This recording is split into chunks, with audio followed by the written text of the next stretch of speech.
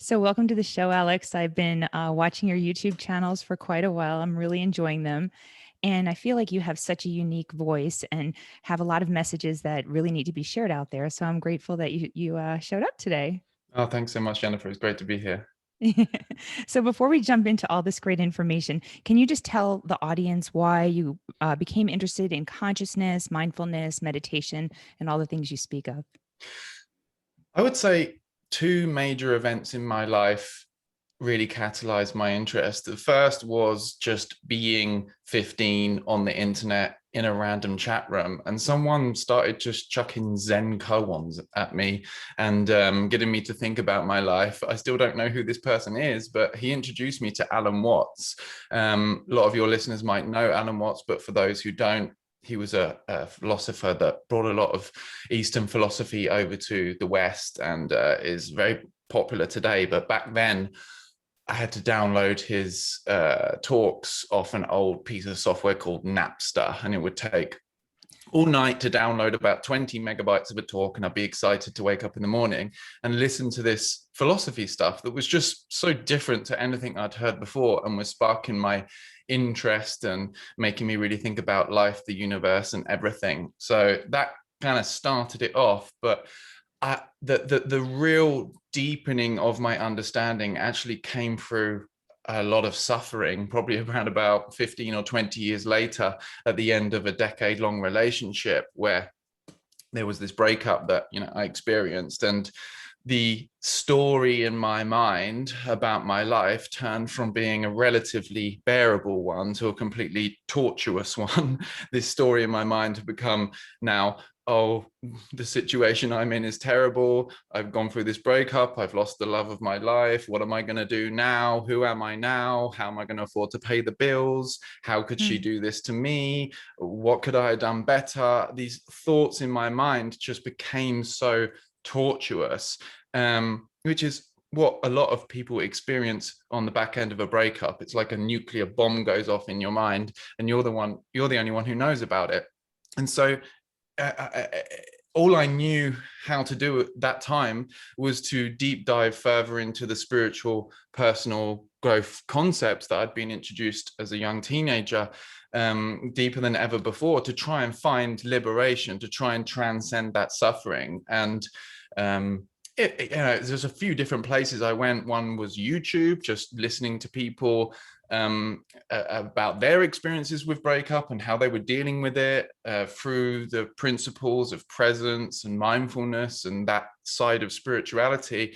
And also another friend recommended to me Eckhart Tolle, because I didn't know who he was. I did know who he was at the time, but I for some reason he didn't resonate with me a few years previously. But she was aware that I was going through this breakup and that I was suffering, and I was reintroduced to his material, and that's when it really clicked for me. Because, like I said, this story in my mind about what had been and what my life was apparently now had become so tortuous. I wanted to transcend that. So that's when it was so clear to me that when I stepped aside from that story, when I stepped aside from those thoughts, that's what gave me so much liberation, to step into a spaciousness, a place of stillness, aside from this terrible story and into a place of peace and presence. And that was just so eye-opening to me and really catalyzed deepening my interest into this. So yeah, it's basically born out of suffering and the desire to transcend that. And then the continuation of my interest in it has really been centered around my own path and my own journey, yes, on one hand, but also helping other people to discover the liberation and the transcendence of suffering that comes with learning about presence, mindfulness, and this type of spiritual path.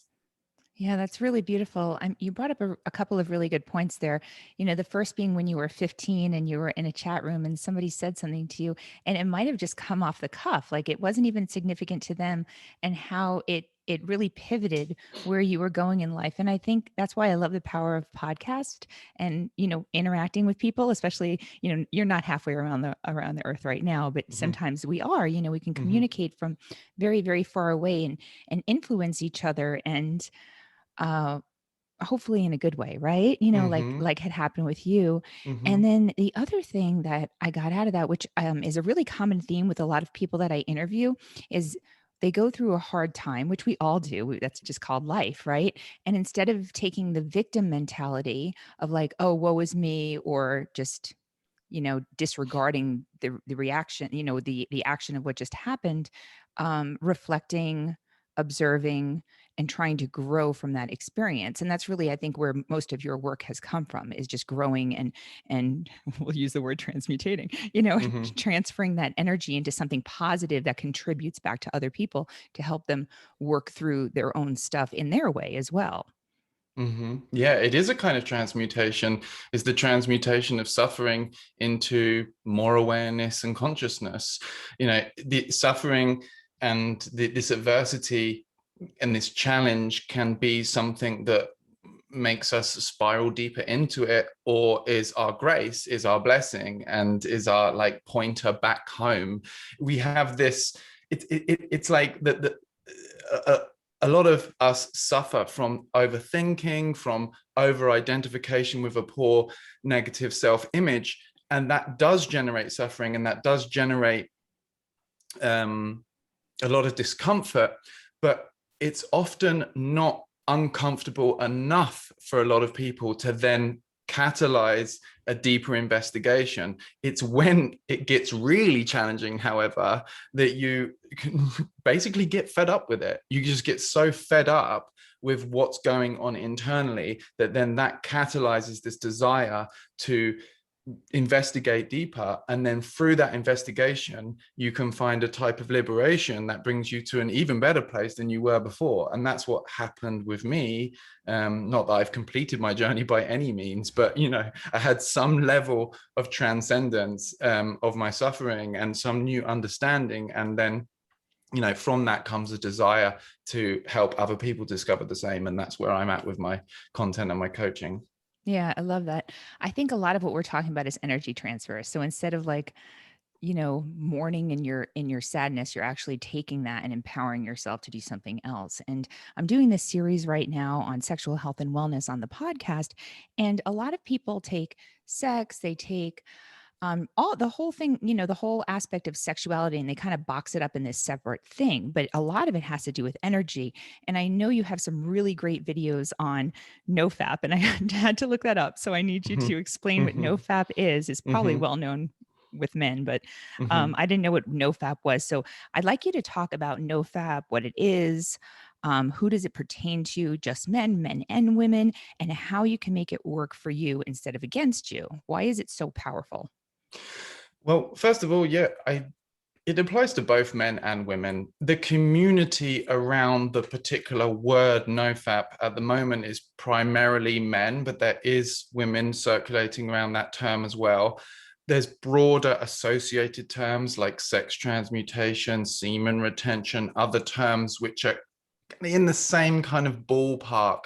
But if you want to take NoFap, for example, that was my introduction to this whole world, which was, many people can discover this in different ways, but again, the discovery is often through some kind of adversity. There's some kind of instinct that maybe repetitive, compulsive, unconscious masturbation isn't necessarily benefiting me. Like, I'm never going to take a dogmatic approach to this or view and say, anybody has to do one thing or the other. But what I do want to do is raise awareness around how much potentially people are wasting their sexual energy on unconscious and compulsive sexual expression. And that's what I was doing. So NoFap as a concept, as an umbrella term, is basically walking a path for a period of time, having a period of abstinence from usually masturbation, for some people sex and masturbation, but that's not necessarily something that anybody has to do, is usually people who have been experiencing some kind of problem around compulsive unconscious sexual expression and engagement with pornography, perhaps lowering of energy. A lot of people report brain fog, performance anxiety, erectile dysfunction, and they have this instinct that a lot of this, this is being influenced by their unconscious sexual expression or by their over pornography usage. And like, hands up, that's one of the things that happened to me. I was engaging in a lot of unconscious sexual expression and starting to notice how it was impacting me, and came across the term nofap. And then you discover this community of people who are all saying the same thing, because there's not loads of science out there on this. There's not loads of experts or mainstream medical professionals saying masturbation does this or masturbation does that. In fact, it's and I'm not saying it's necessarily a good thing or a bad thing, but often in the mainstream culture, it seems to be like very celebrated and encouraged as a way of stress reduction, and the message around it is that it's normal and healthy, and it might well be, but it's just about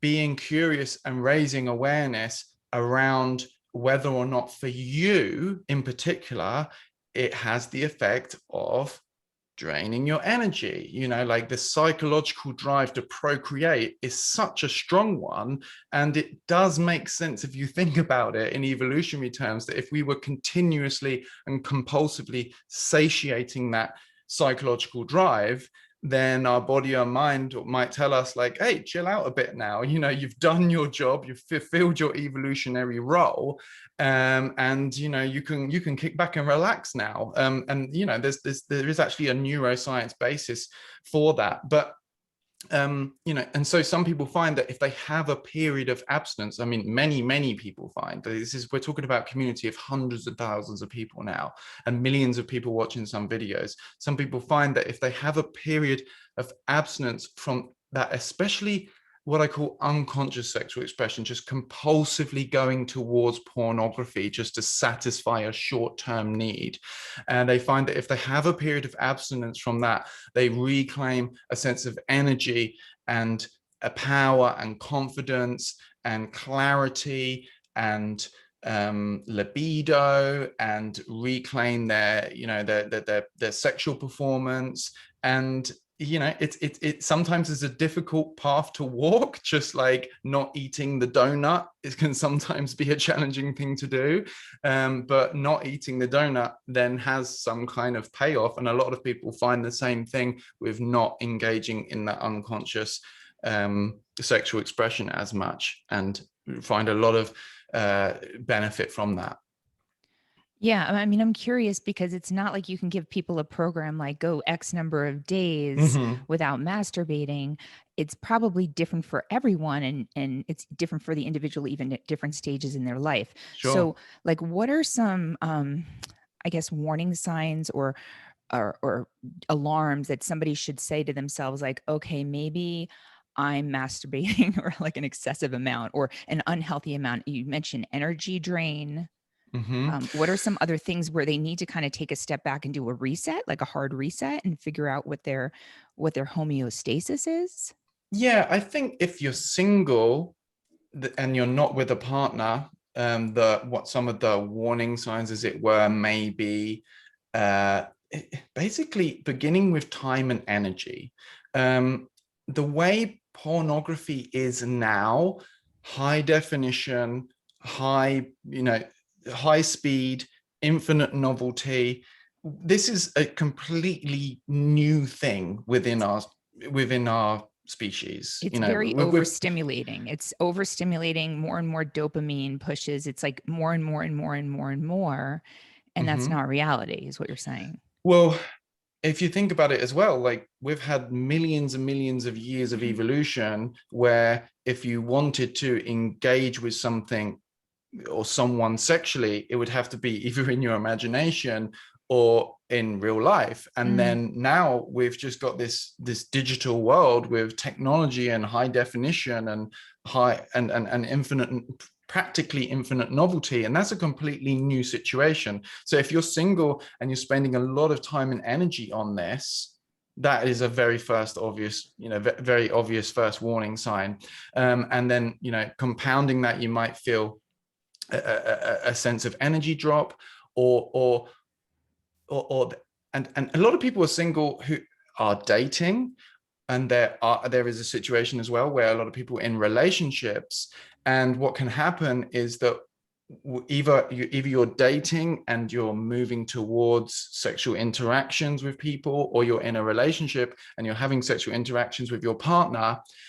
Another warning sign would be if you're starting to think about the pornography, and using that in using your imagination of the pornography to sexually stimulate yourself instead of the person that is right in front of you, because that's what can happen. Our brain, it's not quite right to say neurons that fire together wire together, but there is a kind of conditioning that happens through repeated action. Those neural pathways are strengthened. And so if there is repetitive compulsive engagement in pornography, it's almost like has the effect of strengthening those pathways to a greater degree than the pathways responsible for engaging in real sexual interaction, because it's a whole different set.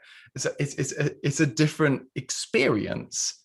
It's not controllable in the same way. There's smells, there's a real person with feelings that you can't just control them. You can't, like you can with pornography.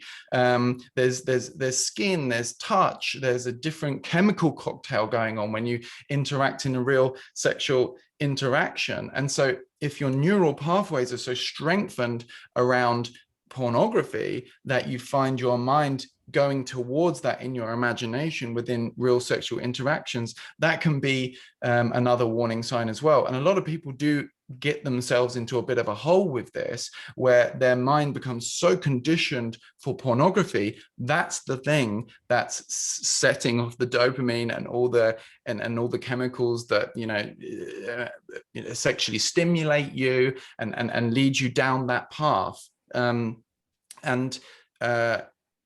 It's like if you're just going down that path continuously, you may find that when you engage in real sexual interaction, for men, it can be that your erection isn't as hard, or you have a degree of performance anxiety because your erection isn't as hard, or you might not even be able to get an erection because your mind is so conditioned for the pornography. So it is very useful to notice those warning signs, and have a think about like how you engage with pornography or not, or your real partner, and have a think about how the situations and the things that's creating in your life. Because if you notice yourself actually starting to think about the pornography within real sexual interactions, then you may have a chance of pulling yourself out of that and reconditioning your mind back towards real sexual interactions before you get into a real sticky place with it, and it's more challenging to emerge from.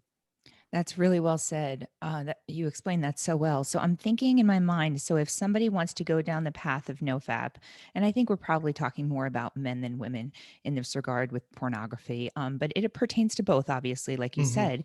So if someone's going down this path, at what point do they know and I keep wanting to call it a reset, like at what point do they know they've found their balance again, they've found their homeostasis, or do you generally recommend avoiding pornography and enhancing personal interactions and all of the senses, as you had mentioned? Well, there are many different views on pornography, and I'm not here to make a moral judgment on it. I'm here to raise awareness and therefore responsibility around how we, how we show up and engage with the world. So it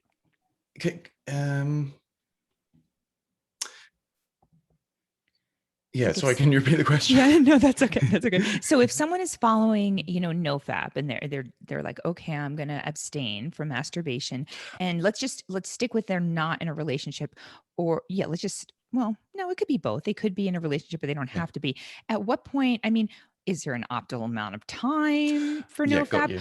Yeah, or do you just know when you know? Like, when do you know that you're like, okay, I'm rebalanced, my system is rebalanced. I'm not, used to this hyper stimulation of, masturbating and pornography, and I'm in tune and aware to everything around me and interacting with things on a more healthy level. How do Sure. you know when that point has come, like when you're coaching and working with people? Well, in the community, actually, I should first mention that in the community there is the idea of the 90-day reboot, a bit like what you said, reset. There is this idea out in the community that 90 days is a good period of time to aim for, to experiment with this abstinence, to really be able to see the changes that are happening in your mind and body and experience, and find out, what effect it's having, and really experiencing all the potential effects. So I do find that just a few days, or 10 or 20 days, you're definitely going to get some. If you are engaging with pornography, perhaps for a lot of people it's maybe once a day or once every few days. If that's you, then maybe 10 or 20 days you're going to experience some kind of effect, some kind of difference in your body and mind. But there are lots of effects and experiences that people have at 20, 30, 40, 50, 60, sometimes 70 days. And so I've actually, in times in the past where I've been on particularly long streaks of abstinence, been single, and then on long streaks of abstinence. So that means, not sexually expressing myself at all during that period. I found particularly profound effects to kick in around about day 70, around about day 80. So I would recommend that if people want to experiment with this, to try and go for a full 90-day reboot, as they call it in the NoFap world. And some of the things that can happen, and obviously everybody's journey is different, but I can speak from my own experience, and it seems to ring true for a lot of other people out there, that when you're getting, I say, deep into that streak, there can be a real boost in energy and vitality. So that's one sign that you're really starting to reclaim and transmute and circulate that energy, and be able to direct it into other avenues in life.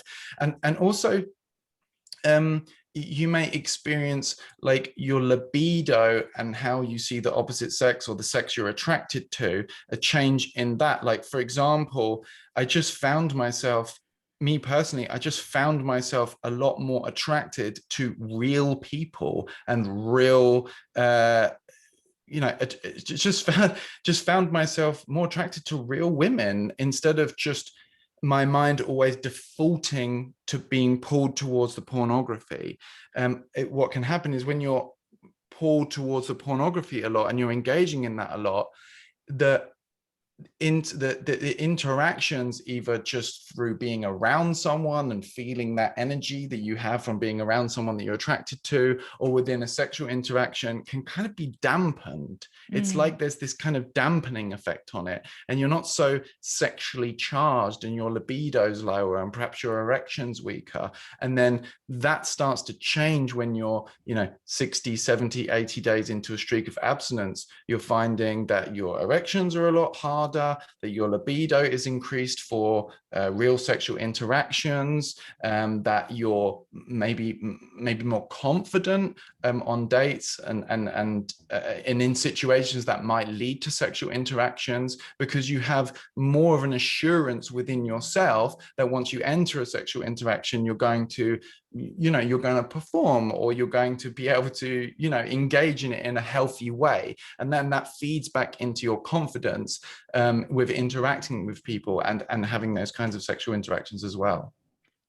That is so fascinating. That's really fascinating. And I would have never guessed 90 days. I don't think that's going to go over well with a lot of men, but the way you explain it, it really, really makes good sense on how, just how it can change all aspects of your life.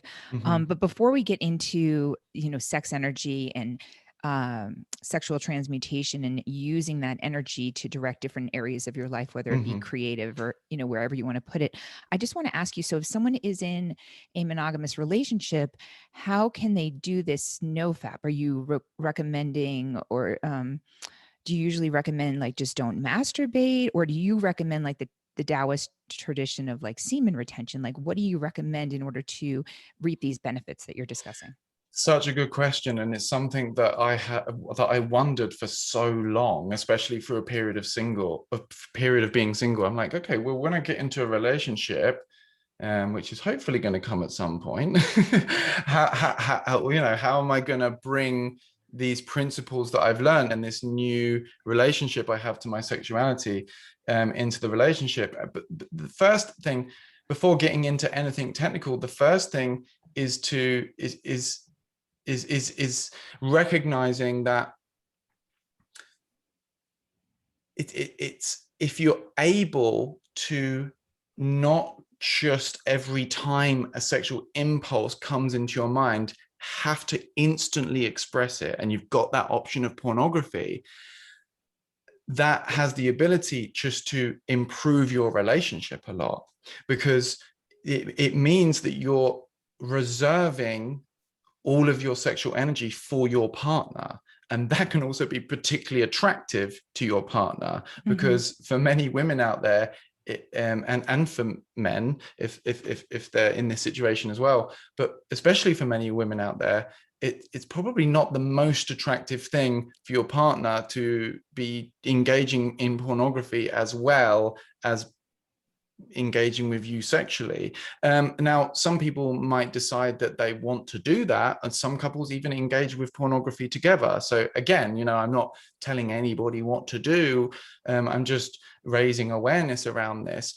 It is particularly empowering to be in a relationship and know that you're not necessarily just pulled towards pornography to get your sexual needs met, and that you can reserve that sexual energy and reserve your libido for your partner, which ends up in more exhilarating sexual experiences with your partner and more sexual connection with your partner. And then, building on that, some people might say, okay, well, if you're having sex and you're ejaculating and you're engaging sexually with your partner, isn't that a kind of loss of energy? What I found personally after I was thinking about all of this, and I did get in a I'm in a relationship, is that the sexual experiences that you have with a partner versus pornography, at least in my experience, at least in a lot of other people's experience, tends to affect you in a different way. It's not as energy draining, and I can't put my finger on exactly why. It could be a number of different factors. The fact that different hormones and neurotransmitters are activated through that real experience versus the pornography experience. It could be that being around your partner and being around someone that you're really attracted to has the effect of really stimulating that energy, and so there's more of it being stimulated. I'm not exactly sure what how, but I do know through my own experience, and many other people report, that yes, there is a kind of energy drain in the sense that prolactin is released after ejaculation, and there is that a lot of people experience that after a good time in the bedroom that they want to go to sleep or something like that, especially men. And so if you are finding that, your energy is still being reduced, with sexual experiences that include ejaculation, then you can go deeper into this and research into Taoist principles. Mantak Chia, a guy called Mantak Chia, is really one of the authorities on this, and has read the book The Multi-Orgasmic Man and Woman and the Multi-Orgasmic Couple, and Taoist Secrets of Love, where he teaches the Taoist principles of semen retention, and it's something that I've not experimented with to a particularly deep degree. I have gone down that path to a certain degree. I'm not expert enough on it to tell you that yes, if you maintain your semen within real sexual interactions, you're going to get this extra energy boost and be able to create more in your life or anything like that. But I can certainly see that maintaining, like that, changing, not necessarily going for a big explosive ejaculatory finish all the time that ends up in this kind of energy flop afterwards, may well feed into your general energy or your general libido in a positive way that enables you to then channel that energy into different things. But it's really, I think, up to the individual to educate themselves, to explore different avenues, to try different things, and to find out what works best for them. Right. And a lot of that is playing around and reflecting. And I think you bring up some great points with, the fact that when the energy of the man is drained, women can sense that. We can sense that the life force, or the the chi. Basically, you can feel the energy force of someone when they're kind of on fire. Whether they're excited and passionate about life, excited and passionate about you, right? And the difference between a couple getting together and having a sexual experience versus masturbating to pornography, it's just a very physical experience, as opposed to a multisensory experience with the outpouring of neurotransmitters and hormones, and then the oxytocin to bond you together. And it's energizing instead of energy draining. So I love how you explain that. And, when it goes back to, NoFap, or modifying how you do things, right? And, reducing some of the hyperstimulation that maybe isn't serving you in your energy field, you're going to probably notice more energy. So can we touch on sex transmutation and this sex energy that we all have? Because we're not just talking about sex. Sex is an energy force within us. It's a force that's within all of us. And I think people don't always like to talk about it. They feel like, oh, that's private. We shouldn't talk about that. But that's our life force. You can tell how someone is when they're walking down the street. They have a vibe to them, depending on how that energy is flowing. So can you discuss sexual transmutation? What is it, and how can people use that energy, that life force within them, to create great things?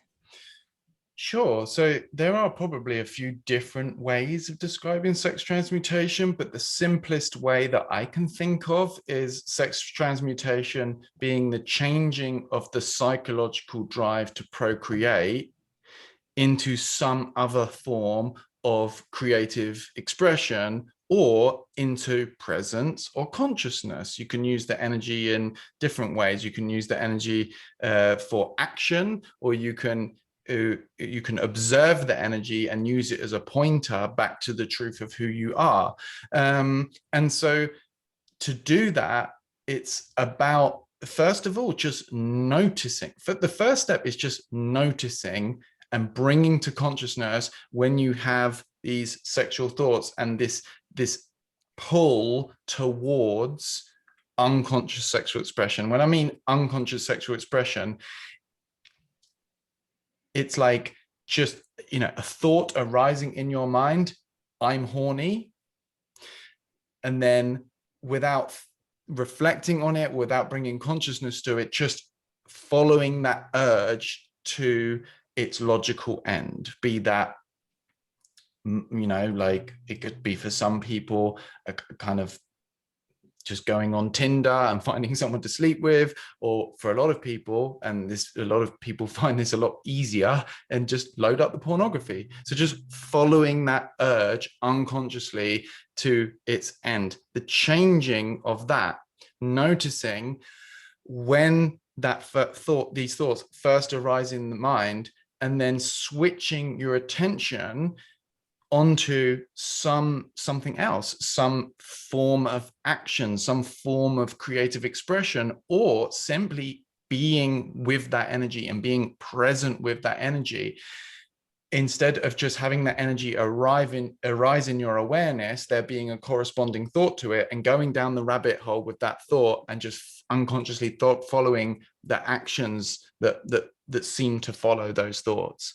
And so that could be a very powerful thing to do, just noticing when you may be pulled to spend your time and energy on pornography or unconscious sexual expression, and bringing awareness and consciousness to those thoughts, being able to step back from those thoughts, noticing you're the awareness that those thoughts arise within, and that feeling arises within, being with the feeling, deciding within yourself, maybe this time I don't want to just follow that impulse towards the pornography. Maybe I want to do something else. Maybe I want to write some music, or engage with a creative activity, or work on my business, or do something else that's going to capitalize on the dopamine and adrenaline that's released through following one path, following the unconscious sexual expression path, and capitalizing on the energy and the neurotransmitter hormone cocktail that goes with that, and changing that and following a different path towards something that's probably going to benefit you and your life more in the long term. Pornography can often be something that's very exhilarating at the time, and then when you're finished, it's just another time that you've indulged in it, and it's not really added any value to your life. It may well have been an exhilarating experience, but it's not a long-term investment, really, or it doesn't appear to be for many people at many times, and certainly not in my experience either. And so using that energy, as it were, switching the attention onto different thoughts, onto different actions, or just being present with that energy, and funneling that energy into your creative endeavors or your business, can have a very powerful effect of powering up those activities and accelerating your journey towards your goals, or even your next relationship. Because if you think about it, if you're always just satiating your sexual desire through either one night stands or pornography, but really this other part of you has this desire for a long-term loving relationship, then it's like you're just, we want to transcend just being pleasure-seeking animals and just responding to every impulse, and have that higher consciousness part of ourselves kick in, and be able to reflect on what we truly want. And in a lot of situations, in most situations, for a lot of people, that's not repeatedly and compulsively engaging in pornography whilst you're single. That's, you may be using that time and energy to be out there in the world, interacting with real people, doing what you really love, and increasing the chances that you're going to meet with someone that you really connect with. And then when you do connect with them, you can share all kinds of things, from sushi to amazing sex. You're so great on video, because I wish everyone can see you, because as you're explaining this whole process, I can see that you're embodying the energy and how it's worked for you and the process. And I mean, I could see your body language. It's rather amazing. And I love that you clarified that it's not about suppression. So we're not suppressing your sexual desire. It's being transferred into like a creative energy. And if someone's new with this process, what are some strategies that they can do? I think you mentioned on one of your YouTube videos, like doing some push-ups or something like that, to kind of like just break the cycle, if you're sitting there and you're working and then you have a desire, a sexual urge, instead of, reaching for the pornography as you may have done hundreds or thousands of times, it's almost like someone who overeats and wants to call pizza all the time. Instead, source the meat, grow your vegetables, prepare the meal, sense all the smells and all the textures and, all the visual things. Like, you're trying to change the energy. So how can someone try to break this cycle?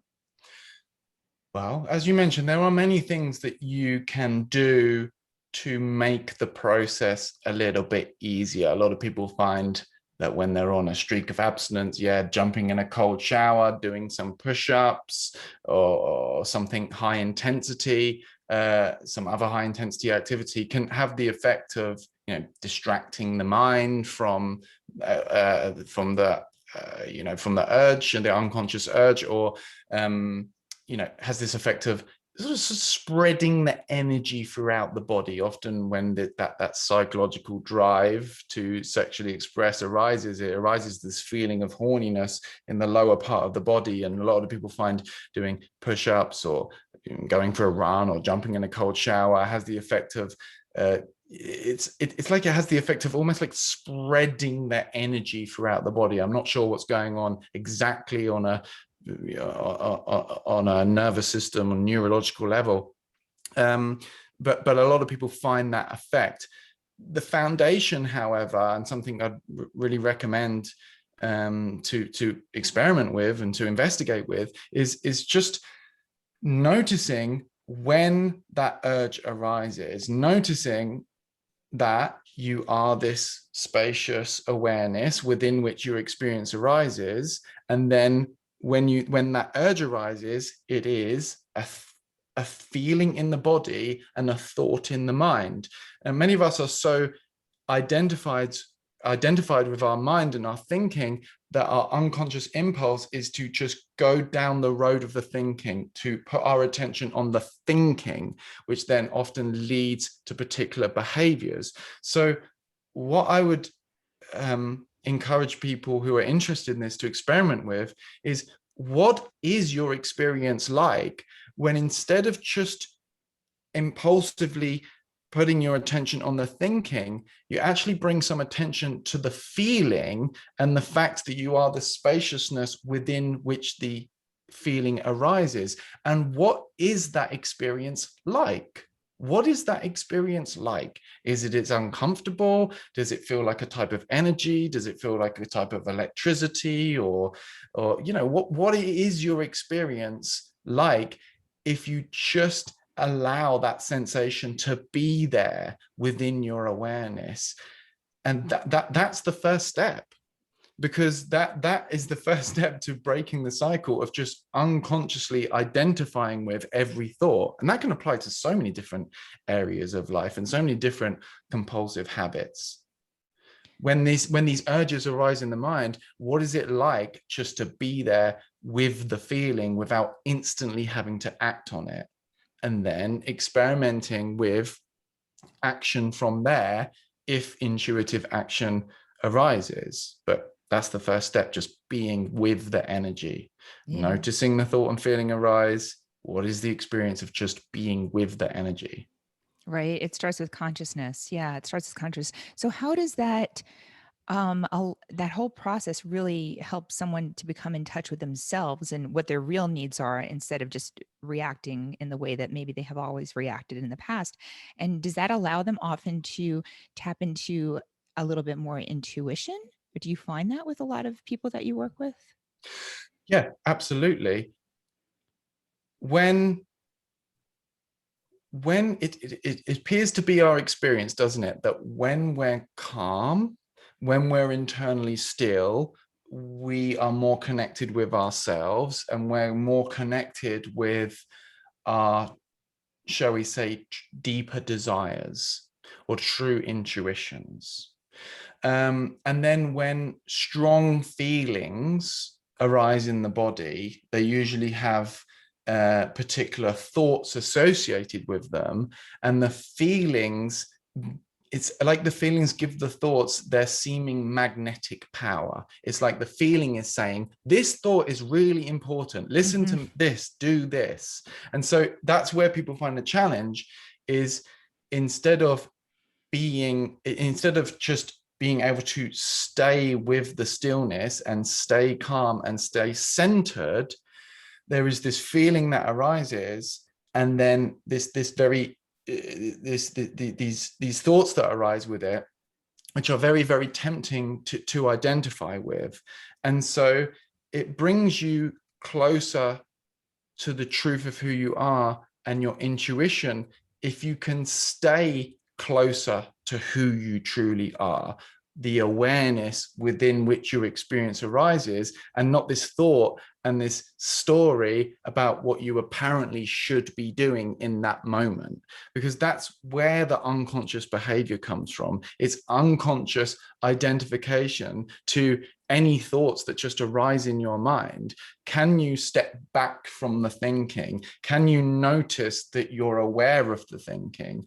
Can you notice that you're the spacious awareness within which the thinking arises and which is truly you, and stay knowingly as your true self, from which more of your intuition and natural creativity and natural power and confidence will arise from.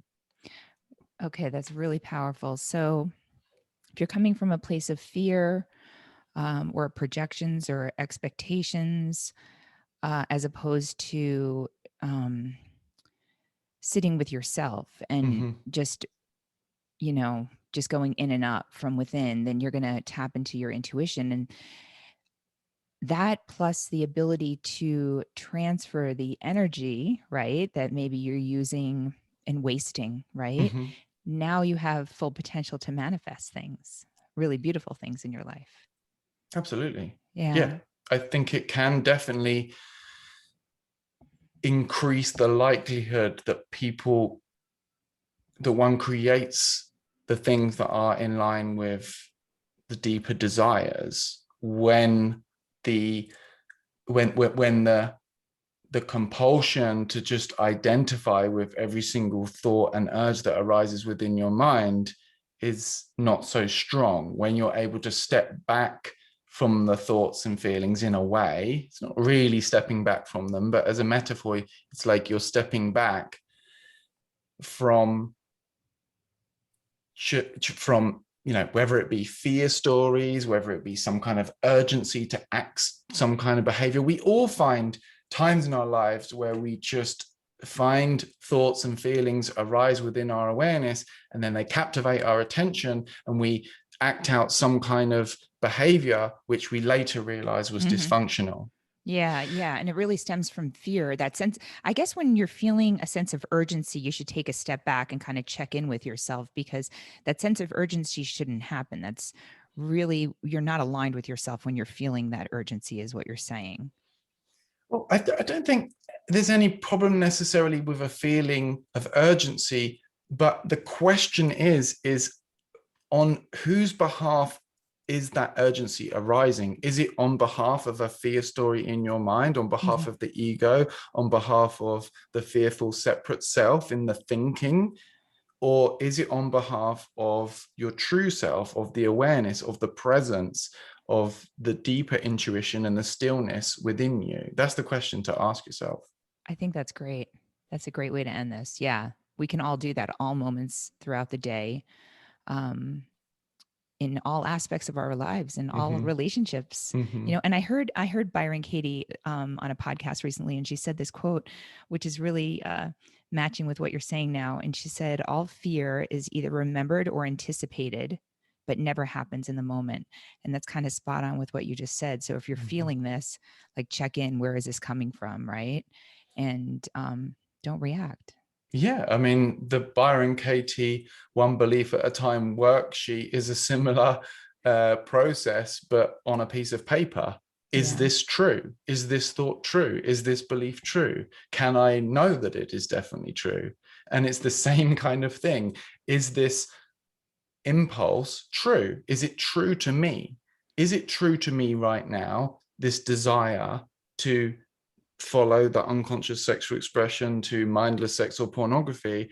Or is something else true? What do I really want? What do I really desire? Slowing down, stepping back from the urge, stepping back from the thinking, and coming back to yourself and letting the true desires arise from there.